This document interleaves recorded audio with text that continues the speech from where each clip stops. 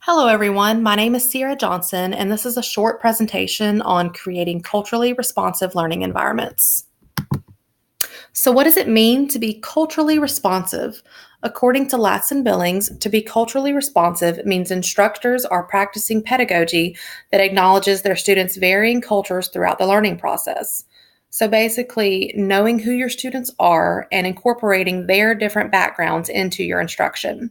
Some characteristics of culturally responsive classrooms are student centered learning, positive relationships with parents, guardians, and your students, and learning with culture in mind, multicultural education, and being culturally aware and sensitive in your instruction. Why is it important to have a culturally responsive learning environment? I think this quote sums it up perfectly. Teachers have a responsibility to all their students to ensure that all have an equal opportunity to achieve to the best of their ability. If instruction reflects the cultural and linguistic practices and values of only one group of students, then the other students are denied an equal opportunity to learn.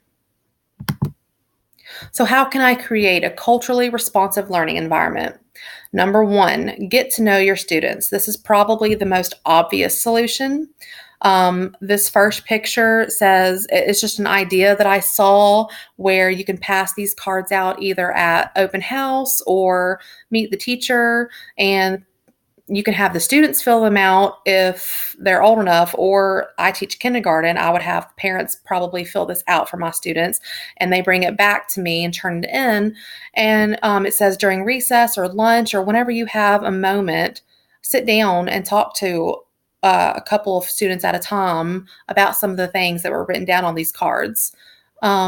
Just taking that time, especially at the beginning of the year, to really understand your students' backgrounds, their home life, who they are, their interest will really help you in not only understanding and helping you create lessons that they might be interested in, but um, bringing that cultural awareness to yourself and to all your students in your classroom.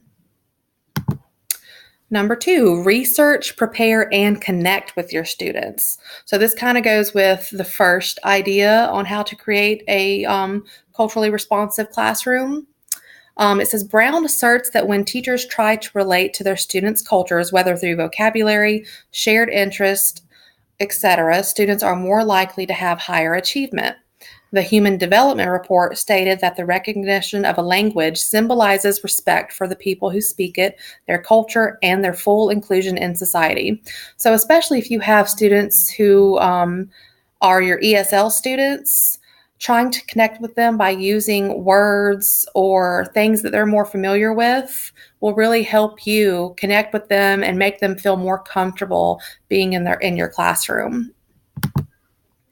Number three, bring in various forms of technology. So in these pictures, you see a smart board and you see tablets.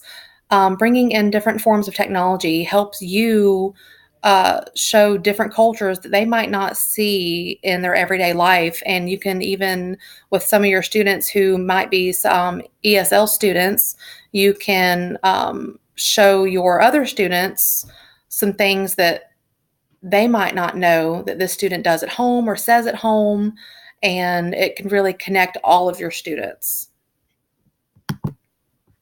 Number four, get all students involved. It says the first one that I want to talk about is something we're probably all familiar with if you're an educator. Think, pair, share is a way to get all of your students talking and connecting with other classmates.